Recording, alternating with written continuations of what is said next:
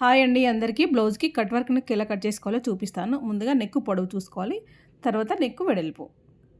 Canvas paper మీద cut చేసుకోవాలి. ముందుగా ఖర్చు కోసం ఒక హాఫ్ ఇంచ్కి మార్క్ చేసుకోవాలి. తర్వాత నెక్ వెడల్పు మార్క్ చేసుకోవాలి. నెక్ వెడల్పు పావుతక్కువ 3 ఇంచులు, నెక్ పొడవేమో 10 ఇంచులు. కింది వైపున పై వైపున సేమ్ నెక్ వెడల్పు మార్క్ చేసుకొని స్ట్రైట్గా లైన్ డ్రా చేసుకోవాలి. కాన్వాస్ పేపర్ ఒకవైపుకి ప్లెయిన్గా ఉంటుంది, ఒకవైపు షైనింగ్ ఉంటుంది. షైనింగ్ ఉన్నది లోపల వైపుకి పెట్టేసుకోవాలి. నెక్ రౌండ్ మార్కింగ్ వేసుకొని నెక్ రౌండ్ చుట్టూ ఒక హాఫ్ ఇంచ్కి మార్క్ చేసుకోవాలి. చూడండి, మనం మార్క్ చేసుకున్న నెక్ రౌండ్ చుట్టూ ఒక హాఫ్ ఇంచ్కి ఇలా మార్కింగ్ వేసుకోవాలి. పేపర్ షైనింగ్ ఎలా ఉంటుందో నేను నెక్స్ట్ వీడియోలో అంటే కుట్టు వేసేటప్పుడు చూపిస్తాను. ఈ మార్కింగ్స్ అన్నీ కలిపేసుకోవాలి. మార్క్ చేసుకున్న తర్వాత ఈ మార్కింగ్స్ అన్నీ కలిపేసుకోవాలి.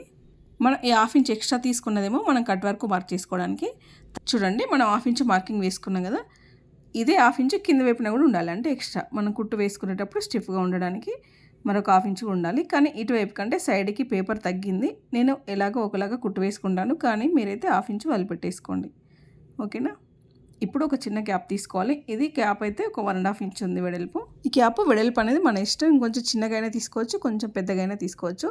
ఈ షోల్డర్ దగ్గర ఒక 1 ఇంచ్కి మార్కింగ్ చేసుకోవాలి. అక్కడ మనం కట్ వరకు మార్క్ చేసుకోవద్దు, కుట్టు వేసుకోవద్దు. అది ప్లెయిన్గానే పెట్టాలి. అలా ఉంటేనే మనకు నీట్గా ఉంటుంది ఫినిషింగ్. ఓకేనా? మనం మార్క్ చేసుకున్న ఈ హాఫ్ ఇంచ్లో ఇలా క్యాప్ పెట్టి మార్క్ చేసుకోవాలి. చూడండి, ఈ పైన లైన్కి కింద వైపున లైన్ వరకు ఇలా స్టాప్ చేయాలి. ఇక్కడ స్టార్ట్ చేయాలి, ఇక్కడ టచ్ చేయాలి, కింద స్టాప్ చేయాలి. ఓకేనా? చూడండి, వీడియోలో చూపిస్తున్నట్టుగా ఇక్కడ నుండి ఇక్కడికి ఇలా. ఓకే అండి, మీకు అర్థమైంది కదా? నీట్గా ఈ కర్వ్స్ అన్నీ మార్క్ చేసుకోవాలి. ఈ క్యాప్ మీకు కొంచెం ఇంకా చిన్నగైనా పెద్దగైనా మీరు చేంజ్ చేసుకోవచ్చు కావాలంటే.